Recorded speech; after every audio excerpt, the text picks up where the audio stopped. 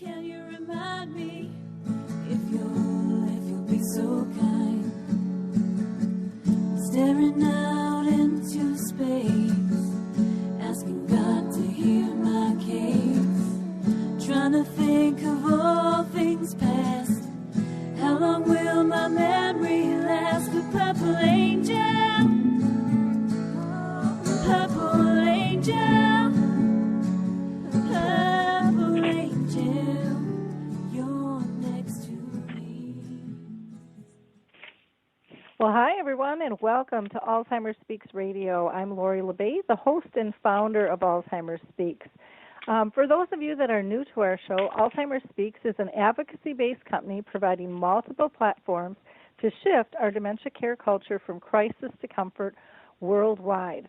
We believe that by joining forces and sharing knowledge and just having everyday conversations like we're going to have today about life with dementia, that we're going to be able to remove some of the stigmas attached to memory loss and help those live completely and fully with the disease. At our core, we believe collaboratively is the only way we're going to win that battle against this huge, huge disease. And we know it's working. We know our efforts are helping out there, and that's thanks to all of our listeners. You see, you have played a really important role in getting Alzheimer's Speaks named the #1 influencer online regarding Alzheimer's, according to ShareCare and Dr. Oz. It was your likes, your clicks, your shares with your Twitter tribes, your Facebook friends, your LinkedIn colleagues, your Pinterest peeps that have helped spread our information out to the world. And we really appreciate that, and we would love, while you're sitting and listening, that you go ahead and share the radio page and go to alzheimersspeaks.com and share that as well, because we do more than just radio. We have a blog, we have a YouTube channel, we do Dementia Chats, which is a free webinar that we do twice a month where our panelists actually are living with dementia, and they give us brilliant insights. We also have another platform called Conscious Caring Resources, which is a video interview. So check us out at alzheimersspeaks.com. The other thing, when you go there, you might see a big old top. If you're listening and thinking, "Hey, I got a story to tell. I'd like to be on Alzheimer's Speaks," go ahead and click on that and give me a jingle. You can shoot me an email, tweet me, or just call me up. And I'd love to talk with you, because we interview everybody who, has a voice and wants to be heard regarding dementia. So maybe you're living with the disease, maybe you're caring for a loved one or have in the past, maybe you're a researcher or a director or an author or a professional providing services. We let everyone's voice be heard here. So feel free to reach out to me again at alzheimersspeaks.com and just go to the contact button and select whatever convenient for you. Now, before I introduce our guest today, who I'm really excited to have with us, because we're going to be talking about technology, I want to just highlight a couple of giveaways here for you. One is with FreshBooks, and if you're like me and need to get organized with your finances, you can get a free 30-day trial by going to the URL gofreshbooks.com/alive. That's gofreshbooks.com/alive. Or maybe you are just really on the go. You like to read, but you just don't have time to sit down and read that book and turn things page by page. You can go to audibletrial.com/social. That's audibletrial.com/social, and download an Audible book. So, you can listen to it in the car, if you're going for a walk or a run. Maybe you're just at your desk and you just want to kind of get back into reading all these great books that you're hearing about. I think that would be a fantastic route for you to be able to do. So I want to introduce our guest today.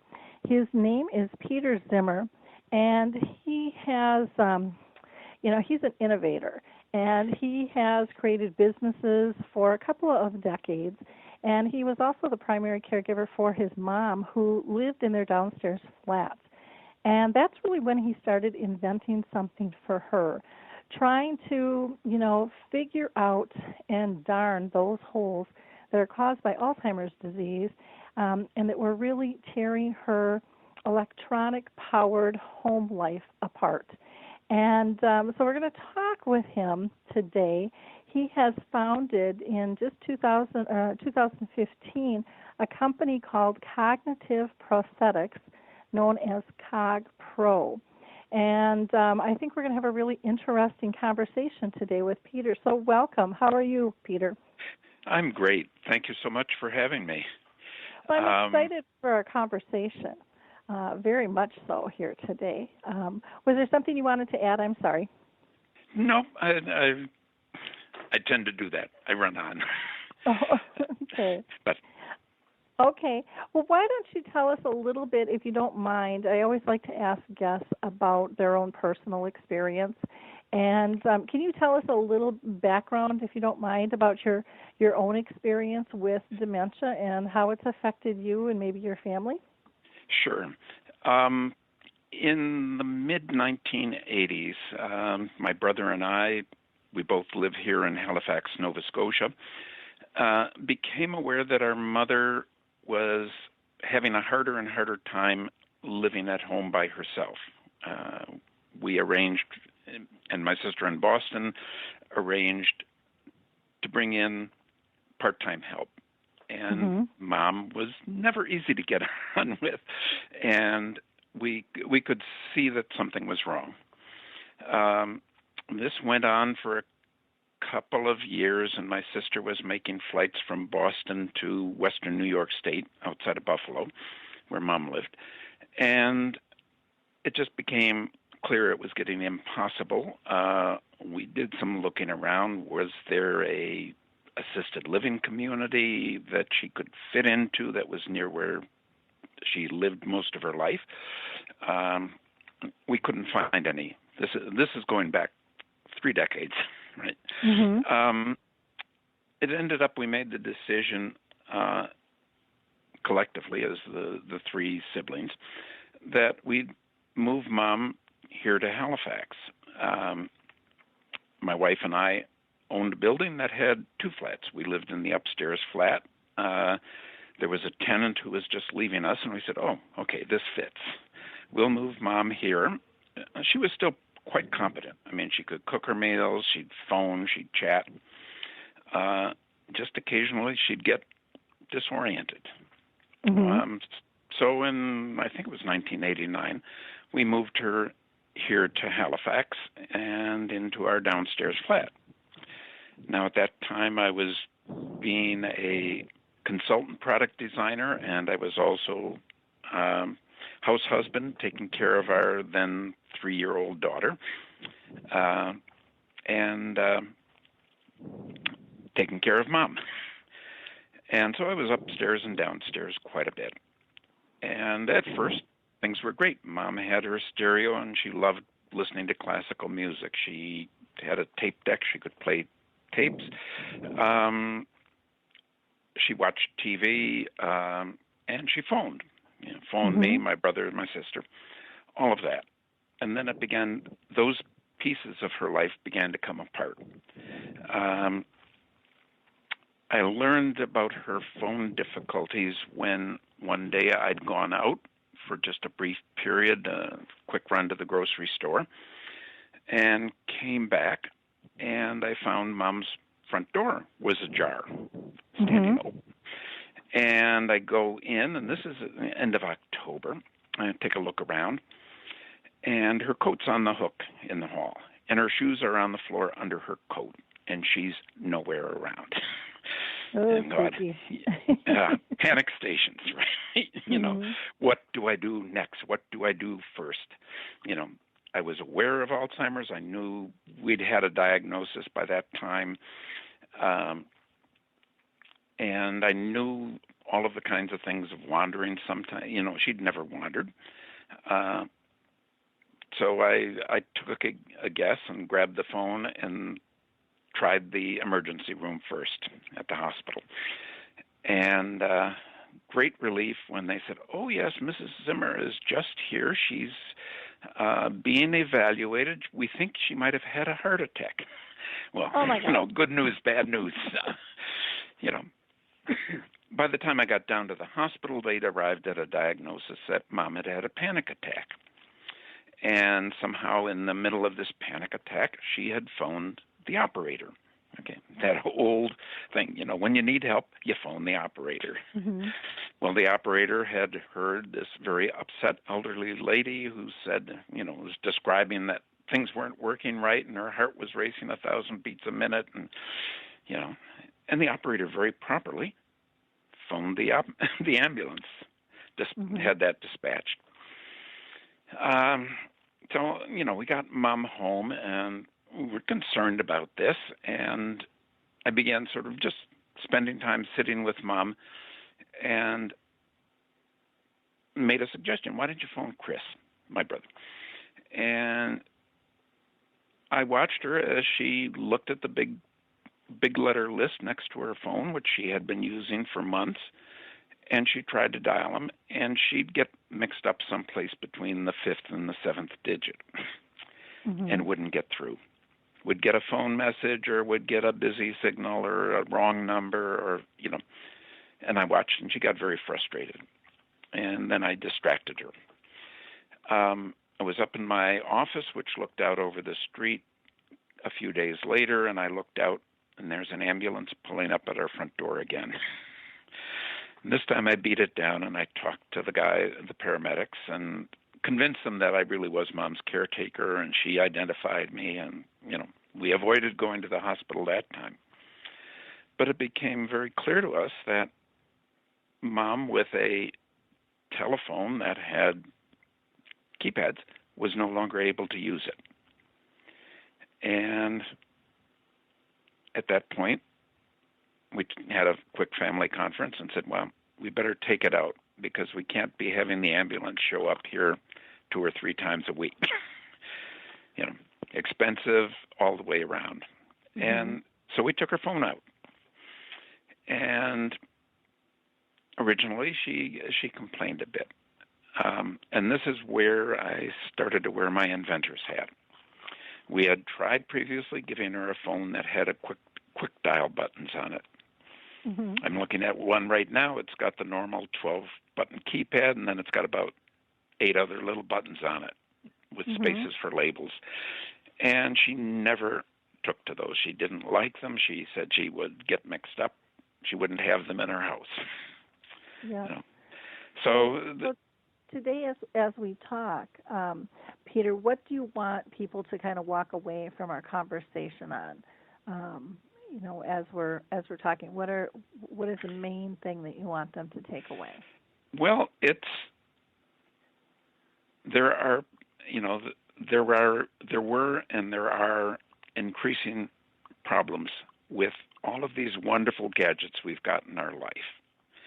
Everything from radios and TVs, and in a way, more and more, they seem to have too many remote controls, too many buttons, right? I've got 3 universal remote controls sitting on my coffee table, right, to do our systems, and my wife calmly asks me to take care of turning on Netflix because she gets I know that boggled. feeling. I finally have that figured out myself now, but it took a while. So there are all of these gadgets that are supposed to make our life easier, and the more modern models seem to have ever more features. They can do more things, and they've got more buttons. And for people who are becoming more and more confused, going into dementia, they can't cope with complicated stuff. They're not after new features. Talking to somebody, a friend who has Alzheimer's, he said he hated it that his microwave no longer has a simple timer dial. Okay, he's got to push buttons, so he has to remember what buttons to push. If it was just a dial like his old one used to have, Well, he could turn it sort of a bit and see if it made it warm enough, right? But now he's got to remember which of the no physical feedback touch buttons is going to do the job. And, of course, he's got more choices. So I guess one of the takeaways is if you're looking at things, simple is better.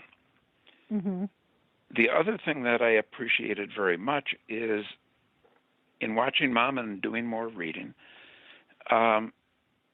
old-fashioned looking things will evoke the right sort of gesture.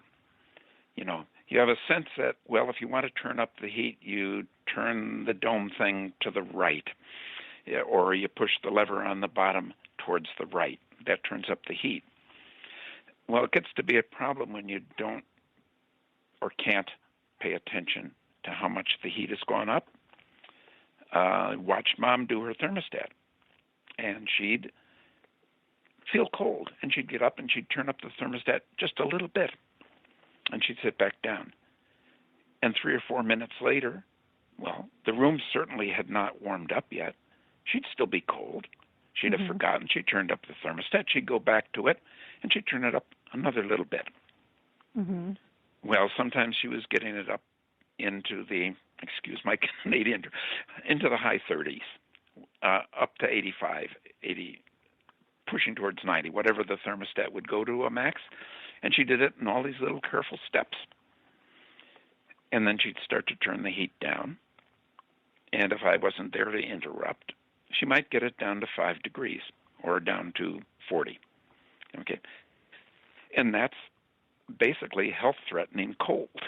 And again, it was a thing where we observed this, dealt with the problem of coming downstairs and finding the lower flat just baking hot, leaving aside how much it was costing in extra fuel. It wasn't good for her. And sometimes we came down and it was cold.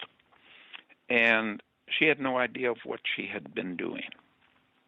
And we ended up putting one of those ugly clear plastic boxes that are screwed to the wall over the thermostat. And there was a while where she was very angry, and she'd shout at me about why was I stealing her thermostat. She couldn't turn up the heat. And then eventually she kind of forgot it.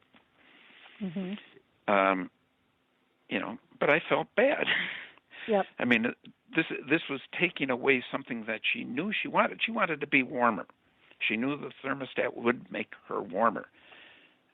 But she did not have the attention or the memory, or sometimes I think even the eyesight, to be able to see and understand how to make it the right size step. And again, you know, I say I've been reading since. There are some people who will, in that situation, they'll manage to move the real thermostat to an unfamiliar place and put a dummy thermostat there on the wall. It means the heat doesn't get turned up or down terribly, but it also means that whoever that person is who's trying to turn up the heat, they're cold, and they want it warmer. Very reasonable thing, you know. And this sort of trying to figure out how do I make things remake the gadgets so my mother can still use them the way she would like to use them, but reduce it to as simple as possible, simple gestures. Well, I think it's really interesting, too, when you brought up the point of, you know, if somebody went and replaced the thermostat with something else, if nobody's around, the problem still isn't corrected, and no one's really notified that there is a problem. And that's a problem in and of itself. So you've brought up some great points.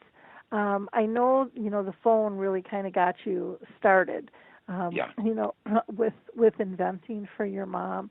Can you tell us what you've come up with and where you're at in the process with the phone system? Well, after developing essentially what we called the radio and a phone that worked for Mom. Okay, what I did, I made a phone and got some help from some retired phone technicians to hook an old-fashioned, you know, the slant front AT&T push-button phone. Came in the 1960s, thereabouts, and I got that, so I was able to take out some keys and hook up the 4 central buttons and have a bar that one said Peter, one said Chris, one said Julie, and then there was a 4th bar that said operator. Well, instead of dialing the operator, it would dial me. I was the operator. And this was connected to an old-fashioned 1980s era quick dialer thing, and that was on a box that sat on the floor. Okay, when it came time, when this was done, and this was, I don't know, a couple months after we'd taken the phone out from Mom, and I had the idea it would work because it would look right, and it would feel right, and it would sit on her old phone table next to her wing chair where it had been for decades. So I brought it down and I plugged it into the wall. I didn't say a thing to her. She was out in the kitchen making lunch. And after a little bit, I excused myself. I went back upstairs, waited a little bit, and then I phoned her. And the phone rang and rang. And I, it's an experiment. I'm hoping it works. I don't know if it'll work. Cross my fingers. And then she picks up the phone and was a very uncertain Peter. And, the phone had not rung in weeks. And I said, yeah, hi, how are you doing, Mom? And she very quickly got into chatting with me. Nothing important, but we talked for a while, and then I said, oh, well, my daughter Allison's calling me. I've got to go, Mom. And I hung up. And then there was another stretch of waiting. And about 20 minutes later, my phone rings, and pick it up, and there's Mom on the phone. Not quite sure that Peter. And I said, yeah, hi, Mom, how you doing? She said, I thought of something, and then we had a conversation. Okay, she had a phone that she used for 20 more months while the Alzheimer's was getting worse. Even over the period when she moved from our downstairs flat to an assisted living center. And let me tell you, that for her and for us was the right decision. It was good that with the phone we could put it off for another, 6-8 months, because you know how much they cost, right? But eventually it just became clear that she was needing more full-time care than as a family what we could provide or what we could afford to provide with live-in caregivers. And so we made that change, but the phone went with her. And, she was originally in an apartment, went down to the dining room for meals and all that good stuff. But she would phone me and say, Peter, there's some strange woman in the room and she's readjusting things. And I explained that, that's, the Elms has people to come in and help clean and take care. And, she'd be calmed down. And it was good for her. It was good for the staff at the Elms. And, I thought it was a win-win all the way around. Eventually, there was one lovely volunteer, I think her name was Bertha, who had been coming in and visiting with Mom, and it was okay with Bertha if I put her home phone number on Mom's phone. And Mom and Bertha fairly frequently chatted. So, it was like this was phone as liberation, as a restoration. And that made me feel that this is something I really wanted to do. So anyway, sort of following this, I was looking and spinning off ideas because I'm basically an inventor, a thing maker. I love designing things and solving problems, sometimes even when they're not problems. And, I had ideas for her radio, which was no longer her big stereo system that had 5 components, 35 buttons, knobs, and dials. It was a little box that had a volume control knob on the front. It was a speaker, and the real system was out of sight, was a stack of 10 CDs that were on a random play, and an amplifier and a timer that would turn a radio station on first thing in the morning and shut it off 11:30 at night. And the volume control, and this is an important kind of piece, was I was aware if she could turn it off, she might not remember to turn it on. So I made it so she could turn it way down. Mm-hmm. And then I made it so she couldn't turn it any louder than loud enough to hear in the next room. Mm-hmm. Because her old stereo, she was managing to get it on the wrong rock and roll music station at full volume mm-hmm. before she turned on the power. And the floors, you know, her ceiling, my floor would be flapping, and I'd run down and she'd be in a panic mm-hmm. because it was out of control. And she had no idea what to do to make it go away. So, yeah, so I tried for 4 or 5 years to find ways to get some of these things to market. Didn't mm-hmm. happen. I started a business in sort of 2008 and ran it for 6 or 7 years. Retired from that, and I'm not finished yet. Okay. So I went back to the old ideas, and I looked around the web and looked around the technology. Technology's come a long way since the early 1990s, and nobody's making things that I have imagined. Nobody's yet making the right kind of phones, thermostats, radios, TV remote controls that will work for people in the early to middle stages of dementia. Mm-hmm. And I said, there's a business opportunity. There's something I can do that's really worth doing. Yeah. And I guess, it's kind of honoring my mother. Yeah. Well, it's a huge market, and, technology is fine, and I'm, what am I, 57? I should know how old I am. I lose track of that, too. But, I every time there's a change with my phone and, the computers, the updating, it's like, the old adage of don't fix it unless it's broke has kind of gone out the window these days. And we seem to change for change sense. Anyways, for non-techies, that's how it seems, I think, to most of us out there. Yeah. And I'm fairly tech savvy and stuff, but I don't want to have to remember 45 steps to turn on my TV. And I know that all these buttons, I'm supposed to have more access, but it's gotten more complicated to have simple access. Yeah. And that's the piece that is lost. And, as we age, more isn't always better.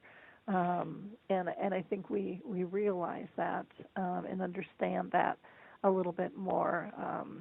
Bigger isn't always better. More isn't always better. I think there's a huge opportunity.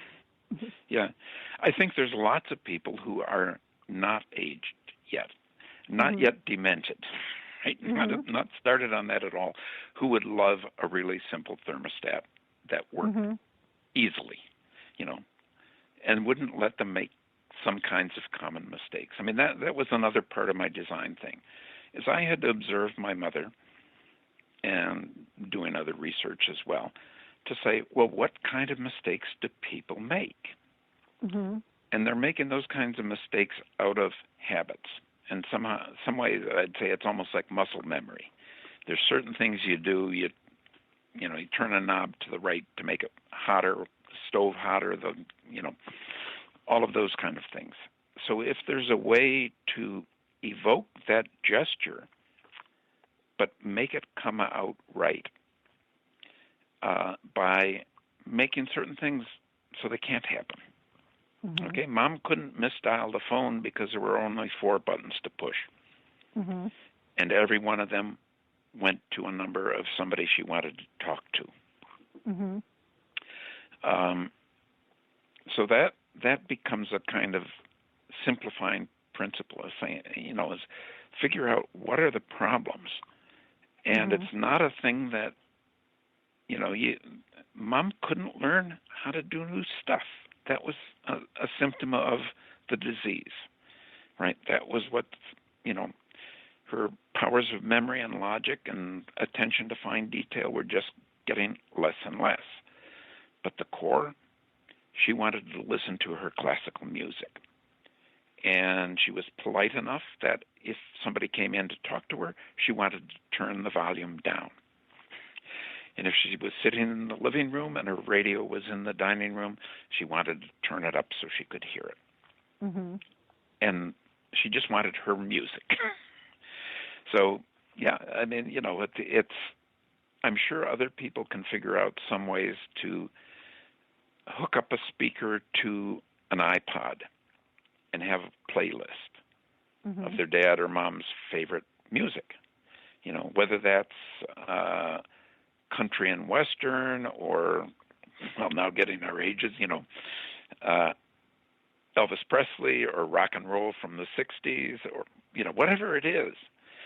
Make a playlist, have a speaker, find some way to put a volume control on the front of the speaker, Well, it's interesting because even when my mom was in the hospital, and we are not inventors in our family, trust me, so we just had a little CD player, but, and my mom was a big Frank Sinatra person. And, we just asked the staff at the nursing home, can you just put it on right away when she's getting up in the morning? It'll just make her happier and more pliable to, you getting her dressed and things like that. And that was just a struggle, for certain staff to do. Others got it, but a lot of them didn't. And, and it's just like, just push loop so it just keeps playing, Yeah. And then, because she just loved that background noise. And I know that there's, music therapists that will say, well, it's not good to have it on all the time and you're not going to get the same results. And it's just like, you know what, I have music on most of my day and I'm doing, I think, just fine. And I think a lot of people are like that. It's just, it's background noise. It might not be truly therapeutic in terms of what they do, but it's still relaxing. It's still comforting to people. And, it can be turned off. But she, it was like, don't fart with the volume, don't do any of that. And she couldn't do any of those things. But even getting others to do it was just very difficult, too. And I love your idea with the phone of eliminate all the other numbers, because everybody pretty much has a cell phone anyways. If there's an emergency, you'll run down the hall, you'll go over to a neighbor's or do whatever if somebody doesn't have one. But just to make it simple, or you contact one of your people and say, call, we need an ambulance or whatever it is. I mean, there's lots of other things, but I think so many times when people are trying to create something, they still have this mentality that everybody needs everything and you can't give anything up. We just have to add to it. Yeah. And so I like your simplifying, mode behind developing things, because there's a lot we don't need, know, and that people just give me what I want. I don't need everything. I'll buy a la carte. I don't need the rest of the meal. I just want this portion, and yet that's not the general business mentality out there. No, and I'm looking at things I've seen, sort of nice iPads or tablet computers or especially adapted for the aging smartphones. And I'm thinking, this is very good, until they get to the stage. My mother started to put things away, to hide them, because she knew they were important and she didn't want them to get lost or misused. One day I spent about 2.5 hours going through her apartment looking for her steam iron, which she had managed to tuck away, I don't quite remember, in the back of some drawer that was entirely improbable. And certainly I know her remote control disappeared in the cracks on the sofa and got safely put away someplace. And that all of these devices that are small and compact and wonderful and multifaceted, I guess I began to say, part of my design principle is what phones we will develop will either actually or apparently be plugged into the wall, so you can't walk away with it. They will ring, and it will be a real bell ring. It won't be a synthesized beep, beep, beep, or any, a melody or anything like that. It will be just an old-fashioned, right-feeling, right-sounding, right-looking telephone. And it will be on an expected place or mounted on the wall. And, when it rings, the person will come to the phone. They don't need to have the phone with them. Even if they've, 5 years or 3 years ago, they made use of such a phone. At some point, it's going to become a mysterious object because their memory and habits using it will not be as deep as they are with the old-fashioned phone.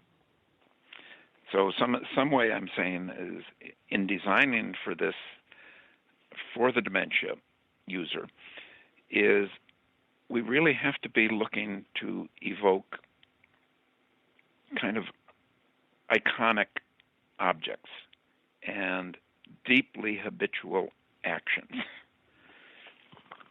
I'm saying that's one of the criteria to look if you're trying to find a good phone. Look for one that is as familiar as possible. It's not, and it may be there may be some phones out there that are fairly good, and they're worth trying. It's very interesting, that whole concept, and I think you're right with that. Where exactly are you at with your company, Cognitive Prosthetics? Okay, CogPro is right now at we're looking and sharing our knowledge and want to hear from people about their problems with all sorts of technology. We've got we're pre-production, even pre-prototype. We've got some design set. We know very probably we're going to be, our first product will be a thermostat. And it'll be a thermostat that will let people turn up their heat safely a little bit at a time and never too far, either high or low. It will be programmable by caregivers remotely. They won't have to be at the thermostat. They'll be doing it through a computer or maybe through a call center. And so they'll, if they think mom's heat should be a couple degrees warmer all the time, they can call up the call center, and the call center will make the adjustment. I mean, that's what modern technology lets us do. But, the people who are going to be calling wanting that set are going to be very likely not so young adult children, or they might be a spouse, or they might be a sibling, and I want to make what they have to do to set the thermostat as easy as possible also. They're really, the caregivers are really going to be the people who are going to be the customers for CogPro. They're going to be making the decision. It won't be my mom saying, "Oh, I need to get this kind of a phone." No, she's just having problems with her phone, and it's up to the caregivers to find solutions. Okay, well that makes sense. I think I like that idea of being able to have the remote adjustment, because even then you could have with the thermostat, the person to call, just period, that it needs adjusting, like you did on the phone, and instead of having 4 options, maybe, you have 1 or 2 in case you can't get a hold of somebody right away with that. Interesting. Any idea of time frame? I have no idea what the process is to create products. Finally. What I'd love to do is a year from now, you call me back and we're talking about things that are on the market, at least for early adopters. As everything goes, we'll get some early prototypes and we'll test them with some users, and we'll discover we'll learn that there are things we didn't do right the first time, and we'll fix it up, and we'll go through a second and third. At some point, we're going to say, okay, we're ready to have 1,000 of these manufactured. And we'll tell our community, that is whoever is subscribed to CogPro News, and we'll tell people like you and others about this, and we'll fill those orders, and then we'll gain a little more experience and improve it a bit more. And then we'll hopefully have something that's really good and solid. So it's not going to happen now. I would like people to join our email list for CogPro News, and I'm very open to having people ask very specific questions. What do I do about this situation? And I'd love to have people tell me about the technologies that they see that are problems, because I want to be a problem solver. And I'm not going to solve all of them right away, but if we begin to have success and traction, well, then we'll get on to more and more of them. I've got dreams of doing a microwave that's as easy to use as a good quality kitchen toaster. You drop something in and it comes back out and it's warm. And no, it won't cause sparks. If you have something with foil, it will detect that there's foil and it won't turn on.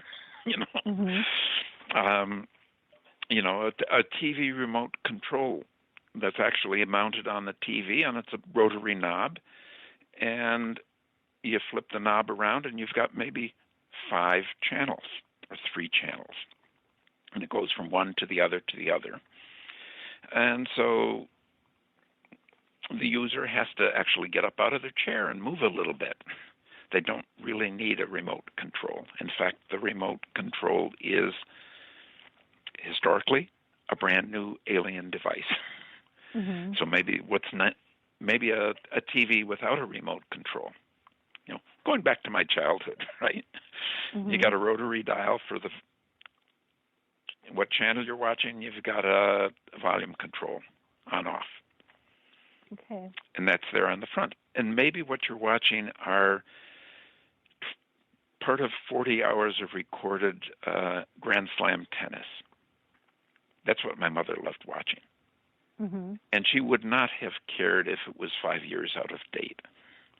She would love to watch Martina Navratilova, whether or not she was still playing. It was the content she wanted. She would love to watch symphony concerts. Again, it didn't have to be live. These could be built-in recordings. So trying to deliver what it was that she wanted was very important. Now, I want to tell you one little story about my mom. She was at the Elms now, getting very near the end. She had actually stopped speaking according to the staff, for at least 6 or 8 months. But the staff loved them. They were still in the day room where Mom was sitting. They would still play her music cassettes on a little stereo up near where she was. And this was sort of a family get-together, and we were visiting Mom, but we were also talking to the staff. And one of us said, do you think Mom still notices her music? And, as I said, Mom had not said a word to anybody for months. And all of a sudden she leans forward in her chair and looks straight at us and says very fiercely, "Yes!" And we just about fell over. And then she sat back and was gone. That was the last word I think she ever spoke. But it was somehow the music to her was such a deep part of her life. And she was still there to hear that question, which maybe her mind framed, could we turn her music off? So she answered. She spoke out of that depth. And, I still shake a bit thinking about that. Mm-hmm. It was marvelous and wonderful. Wow. So. Unbelievable. Yeah. Unbelievable. Now, you wrote an article about Jeeves and Nurse Ratched. Can you tell us a little bit about that? Oh, sure. Way back, I began to think, what's my model? What am I trying to do with these things? And I decided, well, a butler is the right thing. And then I remembered reading about Jeeves. Jeeves the butler, Jeeves the valet. He took care of his owner, his master, who employed him, Bertie. Bertie was a social butterfly. He didn't pay attention to the world around him. He kept getting into messes. And Jeeves was there to very subtly but very surely rescue Bertie from the situations he got himself into. Well, the author of the Jeeves and Bertie books, P.G. Wodehouse, I think wrote 20 or 30 of them over the years, comic things, right? Anyway, so Jeeves was the image of the good butler. Talking to friends, they were saying, well, Carson on Downton Abbey is also this kind of good butler, right? Mm-hmm. The behind-the-scene guys who is smart and savvy and knows the world and takes care of problems so that the people that he's working for don't have to. So that became one part of the thing. Going back into the, 70s, I think, Ken Kesey wrote a book called One Flew Over the Cuckoo's Nest. And that became, he created the character Nurse Ratched. Mm-hmm. Nurse Ratched was a power freak. She was awful. She just wanted to run everybody and completely control them, and she was in charge and, had all the power of sending people for lobotomies and all of that. And I began to spin this through and say, okay, what's the story? Is there a story between the approaches? The difference between Jeeves and Nurse Ratched is Jeeves cares for who he's taking care of. Mm-hmm. Nurse Ratched cares for herself and her rules, and maybe the people who are paying her bills, but nothing else. Mm-hmm. And everybody else has to obey her rules. Well, I think a lot of technology is like Nurse Ratched. It says, you got to obey the rules, and, gee, we don't mind if you get all screwed up in the dozen steps it takes you to configure this app or, that computer or this telephone. We've got all these wonderful features. You'll be happy. Well, not so much. Jeeves, on the other hand, says, I want to figure out where you make mistakes and make them so that they're not so serious. I want to figure out how to make you get what you want to have, even when you're not quite sure how to get it. And so, I wrote an article, and people have read it and said, oh, wonderful. And other people have read it and said, oh, too long, too many words. But anyway, it's available through through our company website. Okay. And that's CogPro.ca. It's short and simple, and there are links on the home page. And there's a simple form there if people want to get the CogPro news. So that would be good. And I did put your contact information on the on your show page here too, and on the blog. So we've got your written address, we've got your email addresses, we've got a direct link to the Jeeves versus Ratched article, and and then also you highly recommend a website called, is it Tech Enhanced Life? Tech Enhanced Life, they were the ones who published my Jeeves article. They've done a very innovative thing. They've got, one of the things that they do is they've got a panel of older people who become kind of a consumer's report from the other side of 60 or 70. They try out all the different gadgets, the pill dispensers and canes and assists from getting in and out of the car, and they give very candid opinions about them. I mean, they're doing that kind of consumer's report research to say, gee, there are all these tools out there, some of them very high tech, online medical tracking apps, and some of them are very much low tech, like a good can opener or a good device for unscrewing jar lids. And they have these groups of users who come together and they sit and talk, and you can listen to their conversations as they go through it, and then they'll make recommendations, and there'll be links to some of these devices. So I just think it's a very interesting, valuable kind of approach.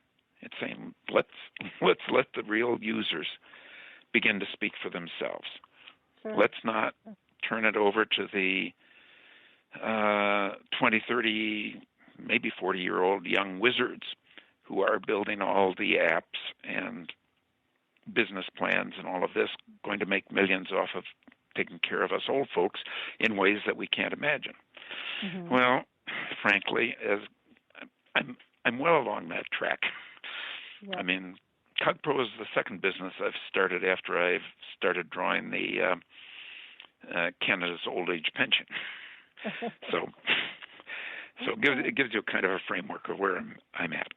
Well, great. Well, Peter, I really appreciate your time today, and your sharing your thought process in terms of what needs to be changed in the road you're traveling down here. And I hope in a year that you'll have your thermostat up and running, and maybe even a phone system and radio. I would love to get the phone. Mm-hmm. The phone is my passion. Mm-hmm. The thermostat is the easier one to get started. Okay. Well, the phone is the important one, because that, let me tell you, is community. Yep. It's community for people to be able to call and be called. Sure. And that's its real function.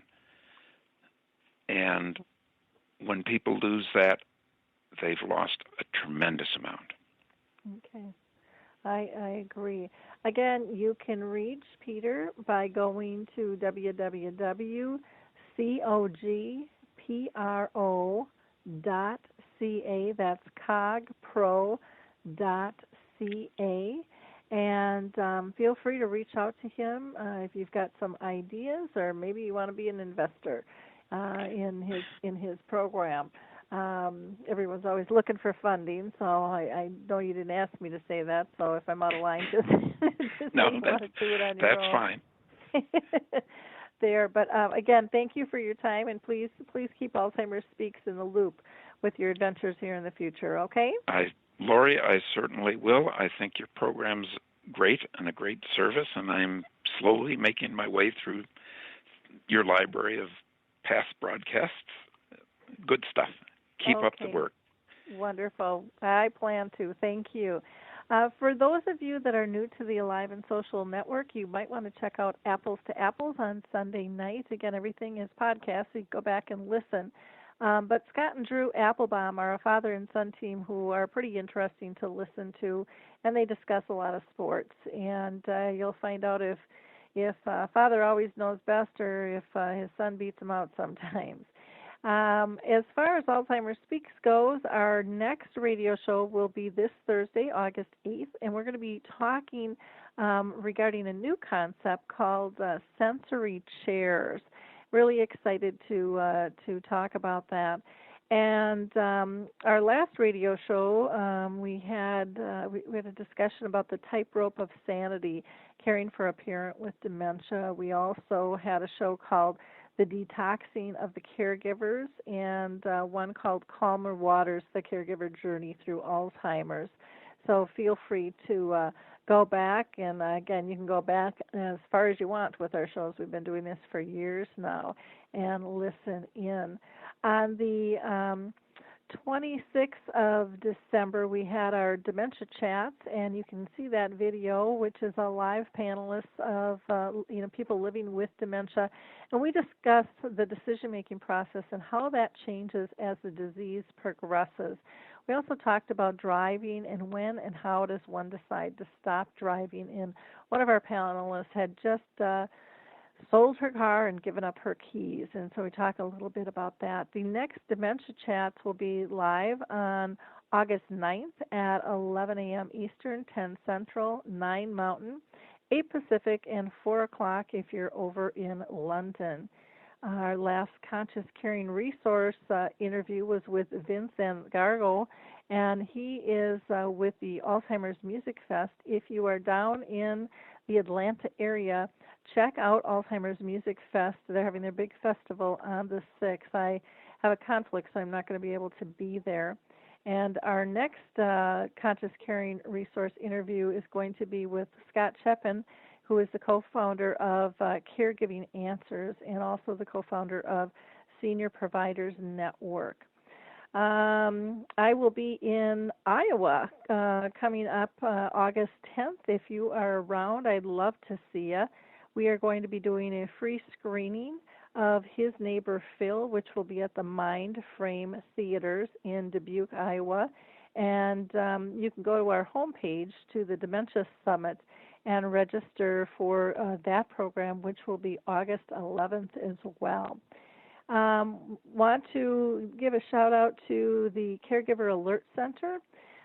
People are always worried about somebody wandering off. And you heard, even when we talked with Peter Zimmerman, his story of his own mom who had wandered off and ended up being at the hospital, called for help, I should say. She didn't really truly wander off, but it's one of those disappearing acts that sometimes can happen with someone with dementia. So look forward to chatting with you on Thursday the 4th. In the meantime, don't forget to sign up at Alzheimer's Speaks and become a member, where you can get access to our free tools. One of them that people really like to grab is called Your Memory Chip, that teaches you, are they safe, are they happy, are they pain-free. Have a great week, everyone. Hey everybody, Jared Sebestier, host of Retire Repurposed. This podcast is dedicated to help people transition into fulfilling and purposeful retirements. Retirement is a big life change. In fact, the two most dangerous years of a person's life are the year they were born and the year they retire. Few people can just flip the switch from working a career 30 or 40 plus years, retiring on Friday, without methodical steps to living what we call a repurposed retirement. To listen now, search Retire Repurposed on your favorite podcast platform, Senior Resource, or Life Audio.